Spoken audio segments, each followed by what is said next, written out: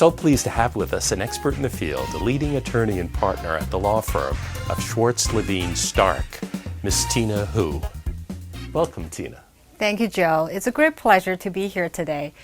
So once an offer is made by the buyer and accepted by the seller, the agent prepares a deal sheet, and that deal sheet is then furnished to the parties and their lawyers for the negotiation process to start.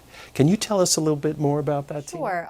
Once an offer is accepted and the deal sheet is furnished to both parties' attorneys, then the seller attorney prepares the proposed contract and send it to the buyer's attorney, and the buyer's attorney will review and negotiate. Usually it takes a couple rounds of negotiation between the contract can be finalized.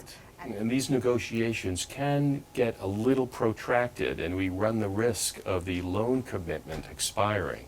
I'm currently in a situation like that, so it's important to keep this on the rails and moving quickly as best you can. I agree. I mean, the contract negotiation and the due diligence process usually would take about a week or a week and a half. The contract negotiation usually doesn't take that long. It's like 2 to 3 days. But the due diligence review really depends on how responsive the management companies are. Sometimes, it takes days. Sometimes it takes like a couple of weeks for them to respond to the, due diligence questionnaire. So we're really at their mercy at that point. But Right. they have a lot of work to do too, and I understand their position in this. Exactly, yeah. The buyer would sign a contract and then put down the 10% contract deposit. Once the seller receives both, the seller will countersign. And once the contract is fully executed by both parties, it's considered binding and effective.